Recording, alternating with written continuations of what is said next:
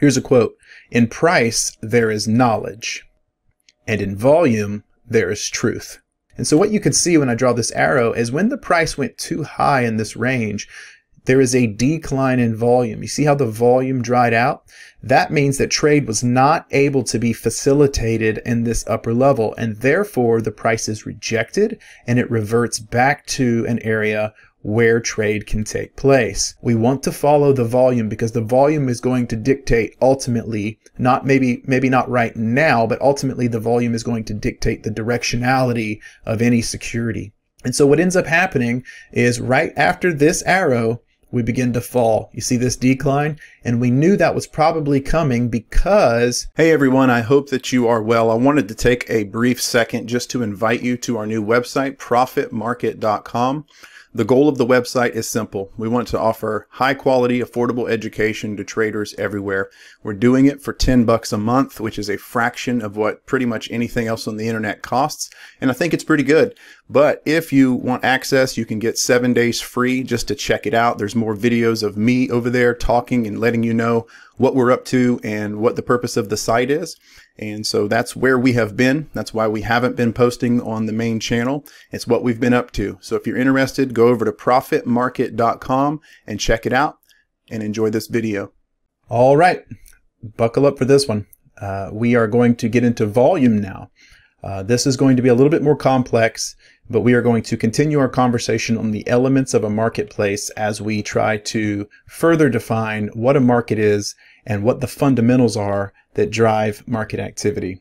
So let's just get right into it. So far, we've covered the 5 main parts of the market, and we've gone through the product being offered, the consumer, price, time, and as I mentioned, in this video, we're going to focus very specifically on volume in a marketplace. Here's a quote: "In price, there is knowledge, and in volume, there is truth." This is going to make more sense by the time you get to the end of this video. If charts represent a map of the territory you are planning to embark upon, then volume measures the depth of that territory. That's Josh Lukeman. He's the author of The Market Maker's Edge. Volume is the amount of an asset or security that changes hands over some period of time. That is the Investopedia definition of volume, the amount of an asset or security that changes hands over some period of time. All right, so price is how the market advertises opportunities. You've heard me say that time and time again by now. Time regulates the opportunities, and volume measures the success of each opportunity. All right, so if we can see price on charts ebbing and flowing, and that price is regulated by time. Volume is going to tell us if the price is succeeding in the direction it's trying to go or if it is failing. So again, you've heard me say this in previous presentations. It's worth mentioning again. The fundamentals of what happens in the market are always the same. This is good news for us. Simply put, price and volume move over time to facilitate trade. They do this in search of value. That's it. So we've covered price, we've covered time, we've talked about facilitating trade. All right. We're going to talk a little bit more about volume, and then we're going to describe specifically what value is. That's what we're about to get into. All right. Value are the price levels that attract the greatest volume of trade between buyers and sellers. Remember, the point of any marketplace is to facilitate trade. So therefore, if there are price levels that attract a lot of volume, a lot of buying and selling between buyers and sellers, then that is what the market perceives as value. So again, here's a price chart. And one of the things you can notice on this price chart is constant ebbing and flowing, constant jagged lines up and down, right? If these were footprints in the snow, the footprints left by price, you would look at this and go, okay, this price is very confused. It doesn't know what direction to go in, right? So it's hard to decipher from price alone what's going on. And that's where volume really helps us figure out what is truly happening. So once buyers and sellers establish a value area, any movement away from the value will shut off the flow of activity until the price returns to equilibrium. This is what's called reversion to the mean. But how do we find the value area? All right, before we move forward, I just want to focus on this for just a moment. once the buyers and sellers establish a value area, or in other words, a place where they're transacting trade at a pretty high volume, if the price tries to move away from that value, right, if it tries to go too high or too low, it will be shut off, right? Because buyers and sellers are trying to transact trade at a certain price level. If we go too high, right, there may be, buyers that drove it a little bit higher, but eventually the buyers are likely to run out and sellers gain control and bring the price back down to equilibrium. Same thing happens on the bottom side. But how do we find this value area? How do we figure out in the midst of all of these jagged lines where value truly exists? All right, here we go. Fancy charting tool time. All right, so this is known as a volume profile. All right, and so essentially what a volume profile does is it measures volume at various price levels. Some of you have seen volume before. We will talk about the other ways of measuring volume as we proceed forward in the video series. But a lot of the volume metrics and tools measure volume over time. All right. This specifically measures volume at price levels. Okay. So we have a high level of price. It measures the volume there, and it measures the volume at low levels of price and everywhere in between.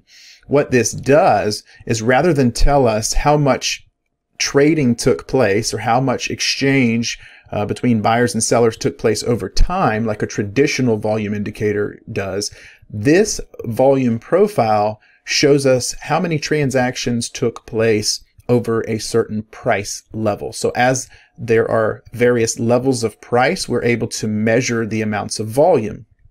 The highest area of volume then becomes essentially the focal point of all price activity. And on this chart, we're drawing a yellow line right through the price level where the highest transactional volume took place over the measured period of time. So we're measuring all of the price action on the screen currently, and what is being formed is a volume profile on the left side. So remember, we talked about if there is value that exists, if the price goes too far above that value, it will be rejected, it will come back. And if it goes too far below that value, it will be rejected and it will come back again. So here is the volume profile on the left side of the screen.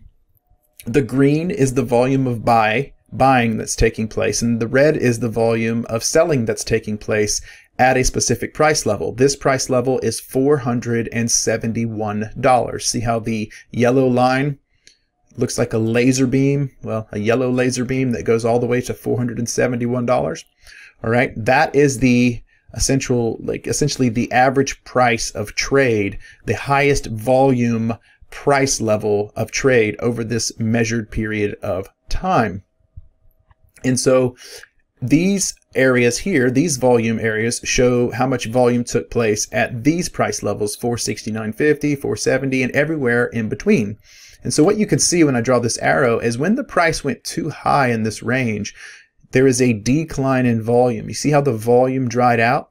That means that trade was not able to be facilitated in this upper level, and therefore the price is rejected and it reverts back to an area where trade can take place. It then overcorrects. It goes too far down, and look what happens to volume yet again. The volume profile at these price ranges, 469 to 469.25-ish, it dries up and it's rejected, and the price is forced to go back where trade can be facilitated, right? Then the price tries to move a little bit too high. We stay range bound, which is great. This is facilitating a lot of trade. You see how high these volume bars. We've got buyers and sellers meeting at these levels, facilitating trade. But eventually, one side is going to get courageous. One side's going to get bold. Think if you've bought during if you were a buyer right here in the average of 471, you want the price to go higher, because the higher the price goes from your purchase point, the more profitable you will be. And so what happens is, as the price reaches this level of 472.50 or so, volume declines again, and we run out of transactional volume, and so we revert back to the average, and we overcorrect once more. and we go down to these levels again, and we revert back to the mean. And the volume profile helps us understand, are prices being accepted or are prices being rejected at various price levels? Not so much over time, but at various price levels. It's a valuable tool. We will use more of it going forward. This isn't something that I want to receive a ton of emails about, the support emails or my personal email. We are going to dive into volume profiles. Okay, we will get deeper into this.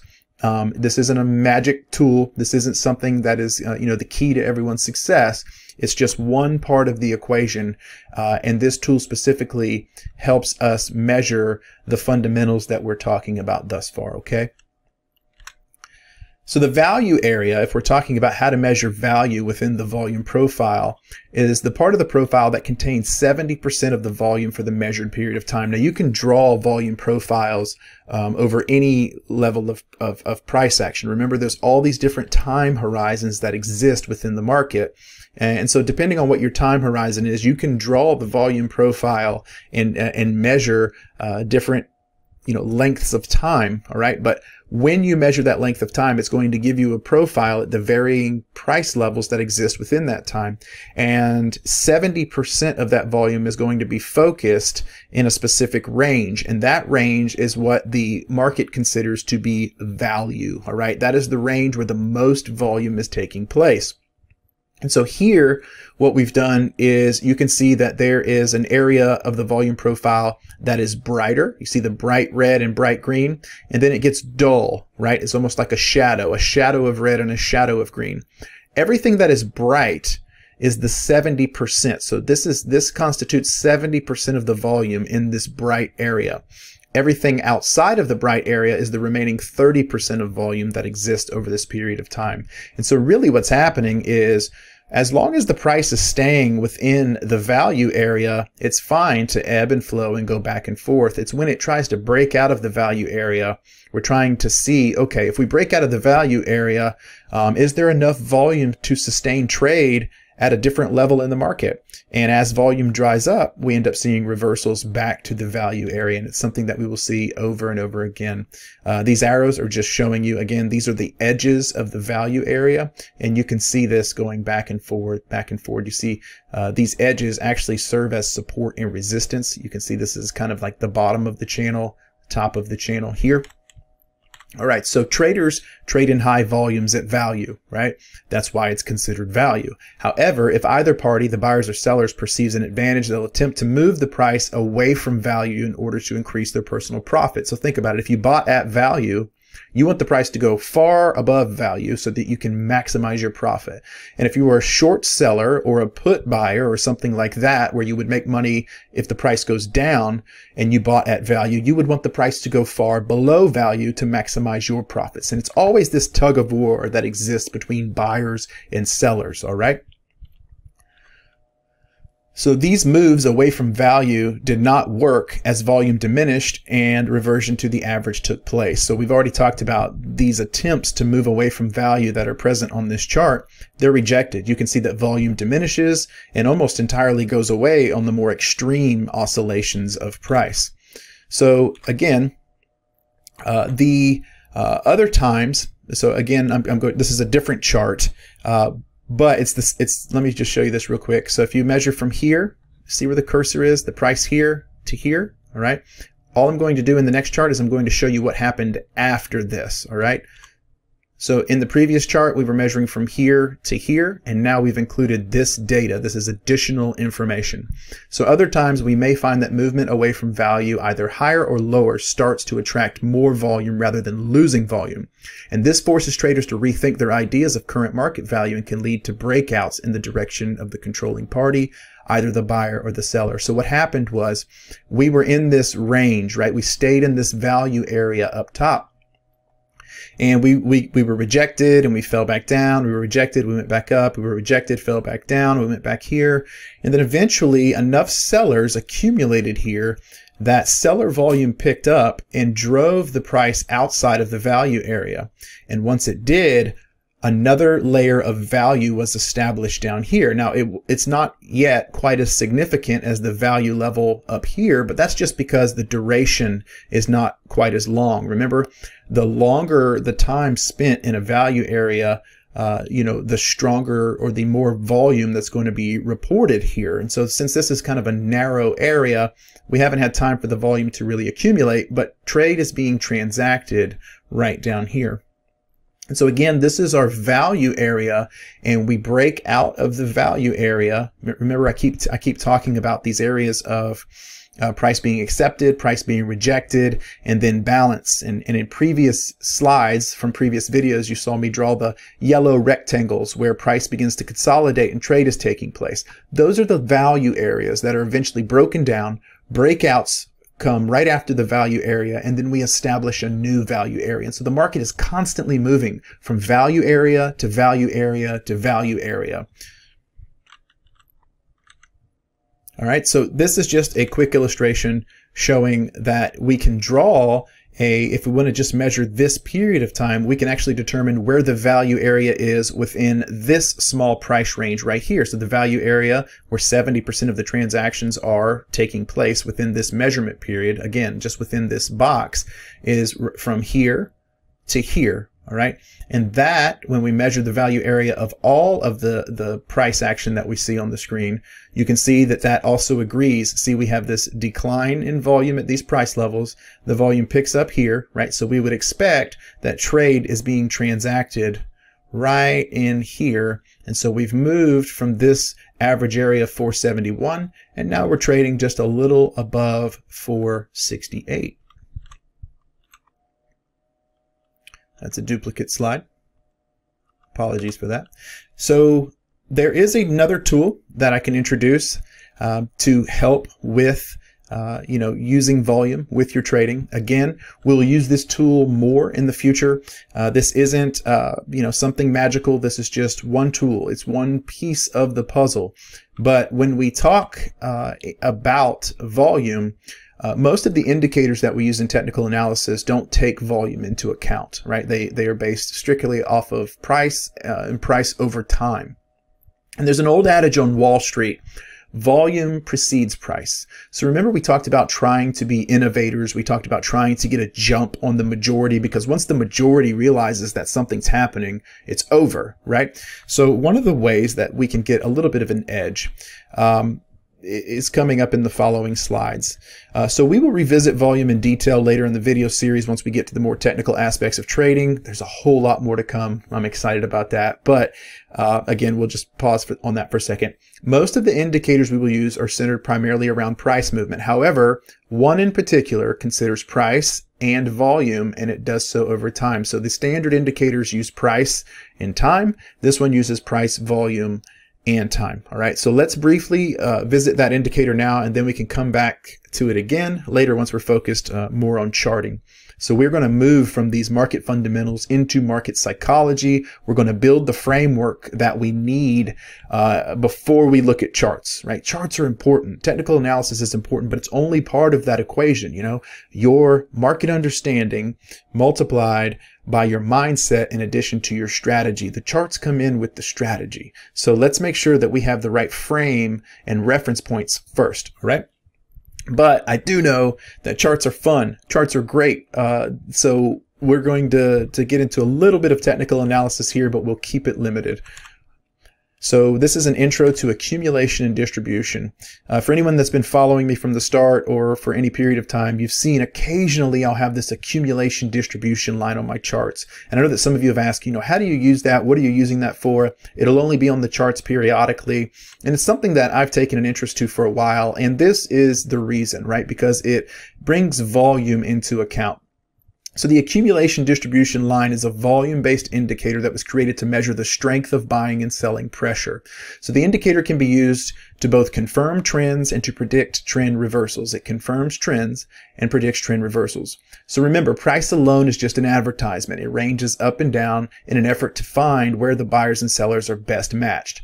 It's in a range And when it's in that range, it has to go too high and too low in order to find places to facilitate trade. So it's got to go too high, be rejected, come back, go too low, be rejected, and then it can find that sweet spot. However, when volume is added to the equation, we get a more accurate indication of the actual flow of orders. So we can see where the flow of orders is happening at the various price levels, right? Or to put it another way, we get a more accurate representation of the bulk of the order flow within the price action. All right. So just because prices go up doesn't mean that volumes of buy orders are going up. All right. And we'll see that in this chart. So the above line is just a line graph plotting price over time like we've been looking at consistently. Under that is the accumulation distribution line. Now remember, the accumulation distribution line has a very specific formula. You can Google it if you're interested in that formula. But the formula takes into account price, time, and volume, right? Well, the formula doesn't necessarily take into account time. It's just plotted over time, right? So it's a value that is plotted, and it has a new plot point over time, so that we can measure it over time to measure the differences, right? And so what you want to see is if the price is going up, you want to see the accumulation distribution line also going up, because that would mean that shares, as we look at volume, right? Because just because price goes up, remember price is an advertisement. It doesn't mean that it's always driven by heavy volume. Just because price goes up doesn't mean that the bulk of volume is going up with the price movement. And just because price goes down doesn't mean that the bulk of volume is also going down with it at a 1-to-1 ratio. So what ends up happening is I want to look at this first measurement point, and then let's compare it to the second measurement point. See, this is confirming that you can see the ebbs and flows here. The price is here, and then it's going down, right? You see it declining. Well, the accumulation distribution line is also declining. So that means that as the price is falling, if we take volume of orders into account, it looks like the shares are being distributed. It means that the volumes are agreeing with the price action. More volume is being traded to the downside. People are not accumulating shares. They're distributing shares. So that's a trend confirmation. It means that your accumulation distribution is agreeing with the price. So then we measure this next level, and this is where our first bit of concern would come in. So we've reached a low here, and then we started to pick back up in the price, and we're putting in a higher high relative to this high, yet the accumulation distribution is not agreeing. So what it's saying is, even though the price is going higher, right, the market maker is looking for a market at higher prices. And yes, of course, there are buyers there, but the volume is not there. All right. So the accumulation distribution is in a decline. So that doesn't mean that anything happens right now. It means that there is a divergence that is existing between the price action and the accumulation distribution. And what ends up happening is that serves to get even worse. So as the price climbs even further to the upside, the accumulation distribution stays flat to down. So what it means is that the price is climbing higher, but volume is not agreeing, right? Remember that quote, you know, price is the source of knowledge, right? And volume is the source of truth. We want to follow the volume because the volume is going to dictate ultimately, not maybe not right now, but ultimately the volume is going to dictate the directionality of any security. And so what ends up happening is right after this arrow, we begin to fall. You see this decline? And we knew that was probably coming because you had all of this indication of flattening to declining accumulation distribution, and the price was going up. And we were not getting confirmation with the accumulation distribution that we should be going up. And so that leads to confirmation from the accumulation distribution. We're putting in flat to lower accumulation distribution. And then with this lower high, the accumulation distribution is lower. Lower high, the accumulation distribution is lower. Lower high, the accumulation distribution is lower, and that's good. All right. But then I want to show you what happens here. We put in a low, and the accumulation distribution puts in a low, but then the price puts in a lower low. All right. See here, the price never made it to 450, and here the price dips slightly below 450, but the accumulation distribution is higher than it was previously. So as the price goes lower than previous, the accumulation distribution goes up. And what this is an indication of is that even though the price is going down, The volume that's coming into the market is rejecting that new price level. The volume is people are actually accumulating more shares than they are distributing. And this is one of our first indications as to a reversal. And you can see where the price goes from there because the accumulation distribution continues to accumulate and drive the price higher. So that's just a little treat for you as we talk about volumes and time and price and all those other exciting things. So volume is the amount of an asset or security that changes hands over some period of time in summary. The price levels that attract the greatest numbers of buyers and sellers are known as value areas. A volume profile can be used to measure volume amounts at various price levels, and the value areas within the volume profile are where 70% of the trading takes place. Traders will tend to stay within the value area while there is a high transactional volume, and as volume in a value area begins to decline, think about this. So there's less trading happening. One side, buyers or sellers, will attempt to move the price beyond the value area because they want to maximize their personal profits. When they do this, if the volume declines at the edge of the value area, the price movement will be rejected and will revert back to within the value area. If volume is sustained or gained during this attempt, the price will move beyond the current value area in search of new price areas with higher volume. And this is what is known as a breakout. I hope that this was highly educational. I know that this was probably like drinking from a fire hose, but the good news is that you can watch this video over and over again. And that's one thing I will say. We want to go through this video series and give me time to progress through the various components of the video series. But when you're done with the video series, you'll want to go back and watch it again. After you get some experience, you'll want to go back and watch it again.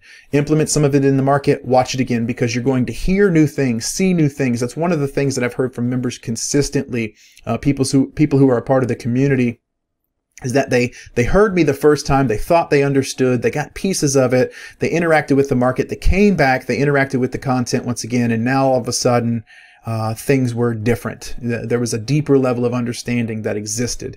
And so I would encourage you to do that as well. If some of this is going over your head, that would be normal, but we will stay in this progression, and you are free to review this information as frequently as you would like. I'm not going anywhere. I'm not taking this content anywhere.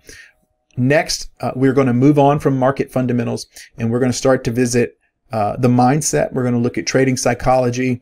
We're going to talk a little bit about, essentially the paradigms that we should have as traders to keep us, in line for being a whole brain trader and get us ready for putting together strategies so that we can ultimately execute on all the information that we're gathering. So I'm really excited about that. I'm looking forward to doing that, and I will see you in the next video.